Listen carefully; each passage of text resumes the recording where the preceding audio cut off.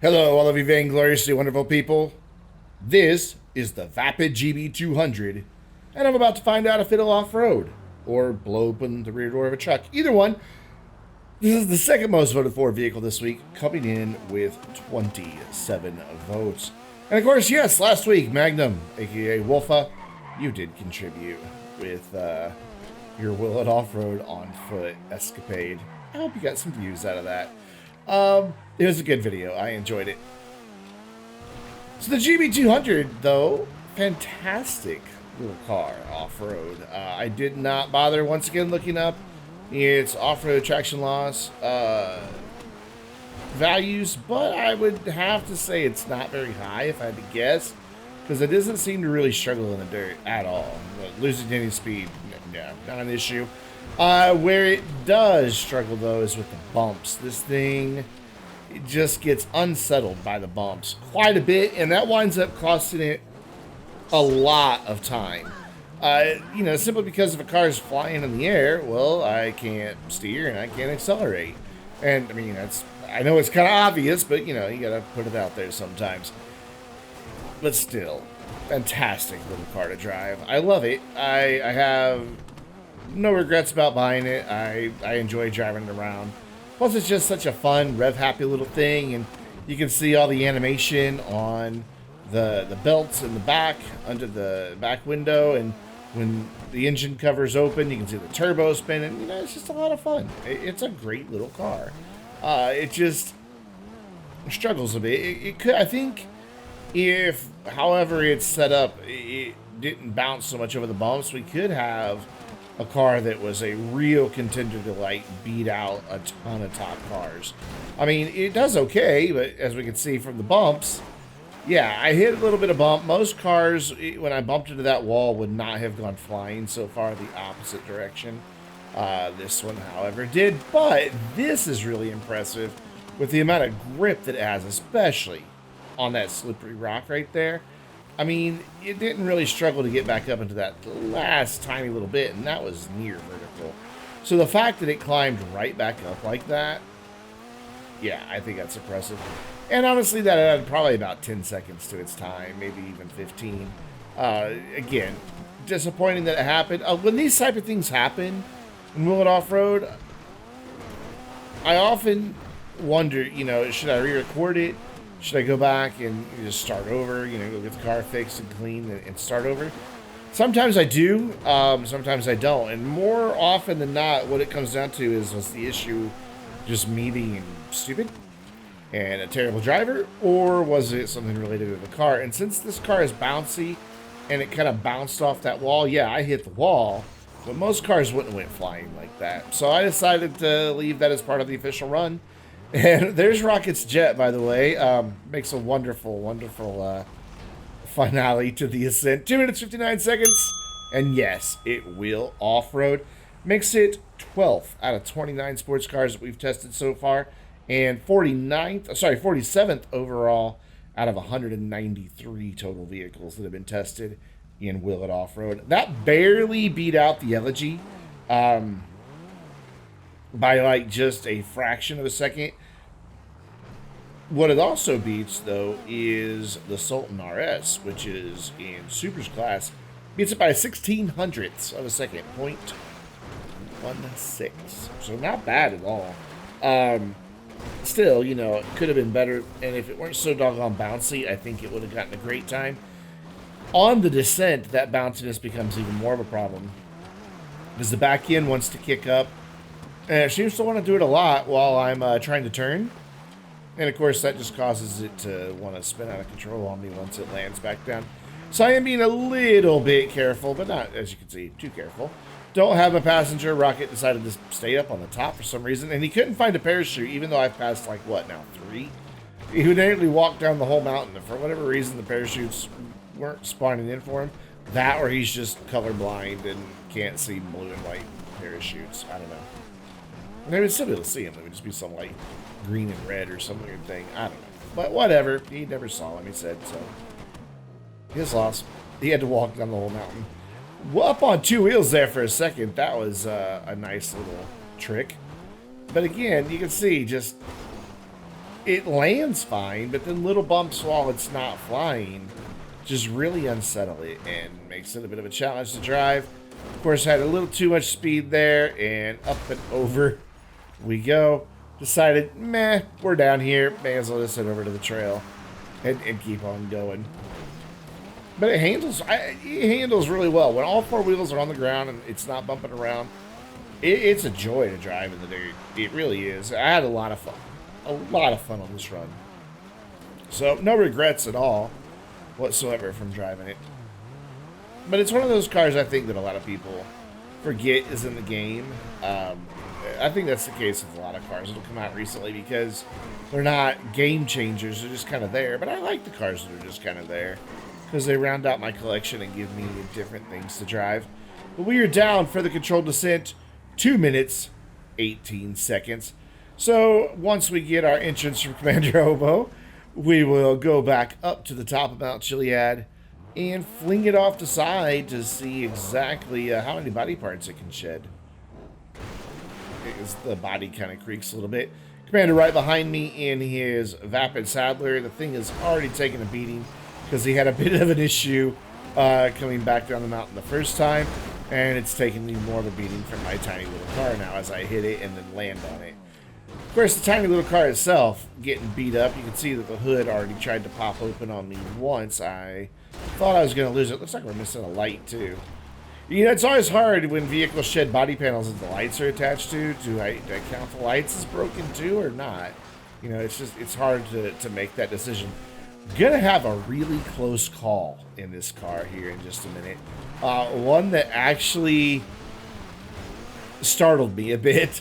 I shrieked a little bit. Actually, everybody that was in Discord with me at the time kind of laughed at me. Oh, Commander running me over in his big old pick-em-up truck. Just like a pickup truck driver. Oh, God. It's supposed to be a support truck, Commander, not a crunch me truck. But check this out. Again, over bumps, I get some air, and train! Yeah, I thought for sure it was going to get me, which would have made a great addition to the video. But at the time, it startled me quite a bit. There goes the hood. We've already lost the engine cover, and there's Commander honking his horn at me and giving me a little nudge out of the tunnel. So that's what a support truck should do. Give me a little nudge now and then when I need it. Even though that's technically cheating by the rules of Will It Off-Road. Gosh, English. Nice roll at the end, into the fence, and we're down. 1 minute, 42 seconds. Let's take a look at the damage on the GB200. The windshield's gone, the hood and engine cover, of course, very obviously missing. The doors won't close, and the wheels are ever so slightly bent. We're also going to take a look over at Commander's Saddler just to see just how badly he bashed that thing up, which is to say quite a bit. But that brings us to our next vehicle, the Lampadati Furore GT. I'm not sure if that's how you really pronounce the name of the car. I'm sure if I got it wrong, there will be comments below letting me know, because that's the way YouTube works. This is the most voted for vehicle this week, coming in with 53 votes. I have 2 support vehicles this time. Rocket's going to be following us up. And of course, sometimes you're right, NECA 6801. Sometimes Will It Off-Road is like trying to ice skate uphill, especially right now. When you're driving a sports car, 1, that gets hit by a guy in a Jeep, and 2, that could really use a spoiler option. This car could be so much better if it just either had downforce, but of course, it's such an old car, the downforce flag wasn't even a thing back when this car was released. As a matter of fact, it wouldn't come around for like, what, 2.5 more years after this car was released? I mean, it just looks like it's crawling, doesn't it? I was really on the throttle, but it just looks like it's struggling to get going. So it can either use downforce or it can use a spoiler, because it just doesn't have the grip that it needs. Especially given that it has those massive, massive fat rear tires, and it has decent acceleration and speed, but it just doesn't have that grip to keep the back end in line. And because of that, you wind up struggling a little bit. It did seem like it had issues getting into the right gear. I think that's why it looks a lot slower than it felt driving up.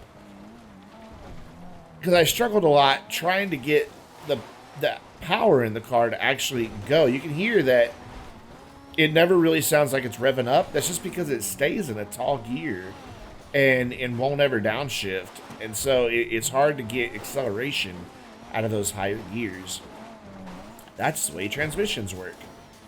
But it is climbing, and it gets a decent time. I mean, it's nothing to get too terribly excited over. What I did find interesting, though, you know, I've driven this car a lot because I love this car. It's beautiful. It's one of the cars that, you know, you see me in fairly often in my collection of, you know, close to, what, 250, 300 cars across my two characters in GTA. I forget how many it is now. I'd have to look it up. I have a spreadsheet. It's true, I do. It's sad, isn't it? But anyway, I guess I've never taken this thing off-road because as we're going to see here in just a minute, it handles getting unsettled in a very weird way. Instead of bouncing around, it just goes up and onto its side real easy. And then, of course, because of the way the terrain is on the mountain, I couldn't flip it toward the hill, so I had to flip it toward the rock instead, which cost me even more time. And that's not the only time it's going to go up on two wheels and wind up on its side. It's just something I've never seen this car do ever before in all my time driving it, and I have driven it a lot. Like I said, I guess I've just never done it well on any off-road situation.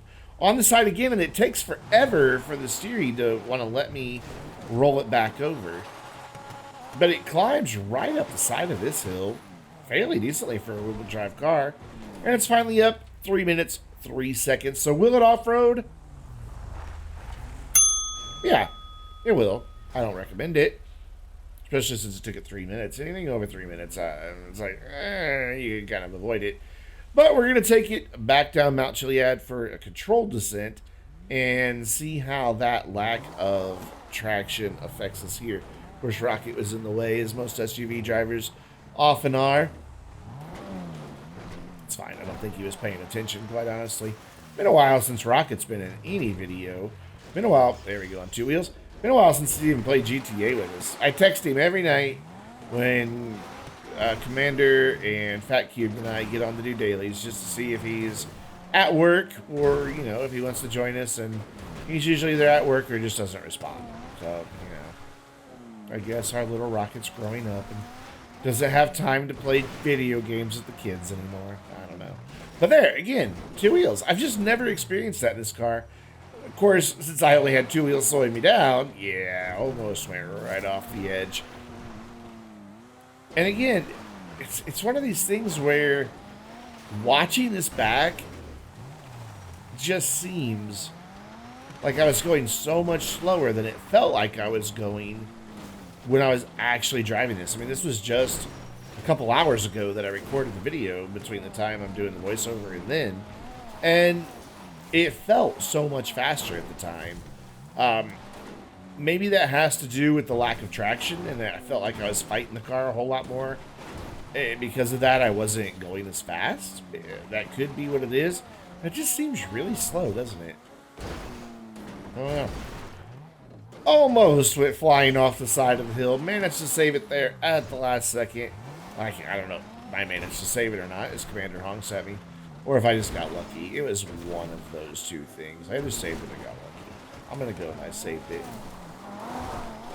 Rather nice around that quarter until the exit when the back end just decided that it was done getting traction. It didn't really see the need to do anymore and let go and almost spun around on me.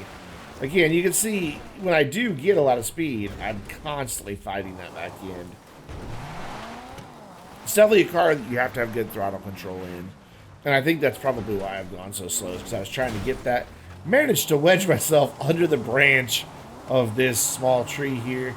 Had to do a burnout to slip around a little bit to get free, but we're free. We continue on the last tiny bit of dirt before this thing can finally get a little bit of good old asphalt under its tires. But even then, it struggles to grip, and I just, even though I slowed down and thought I could take the corner with the speed I had, it just didn't have it in it. Managed to hold on through that corner pretty good through this one as well, but there again, up on two wheels, really weird. Down in 2 minutes, 49 seconds, and that was a very close call, Commander.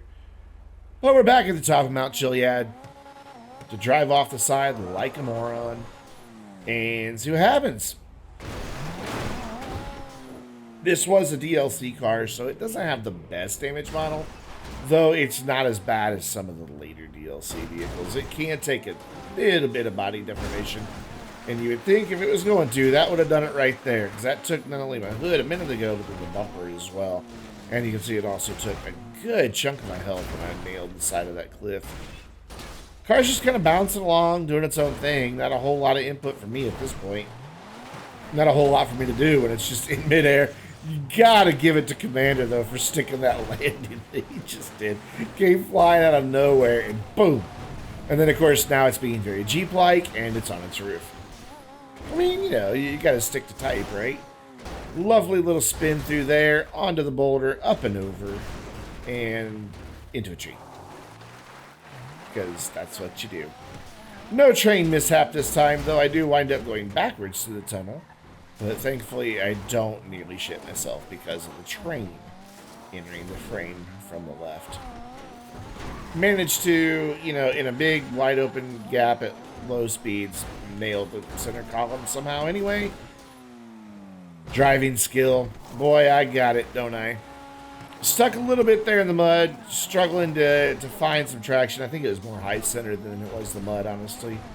But up by the wood pile, Rocket is inbound in his beautiful Sand King. That thing looks fantastic, actually. But we're down 1 minute, 38 seconds. Let's take a look at the damage on the Furore GT. Of course, once it gets there, because we have to have these guys. Normally, I'm doing my transition by now. There we go, they're down. Most of the windows and lights are gone. Front bumper and hood are missing. The doors won't close, and the wheels are bent. And we're going to take a look at Commander's Mesa. Pay attention to the rear shot, especially once we get there. The front end, yeah, smushed in. But how he did this to the rear spare tire, I don't even know. Pretty impressive. But that's going to do it for this Willet Off-Road as Rocket struggles to get out of that little predicament over there. Don't forget to go vote for the vehicles that you want to see featured in upcoming Willet Off-Road videos. We only had one total vote last week, so come on, guys. I need your help. And until next time, I'm Brandon, reminding you to stay vainglorious.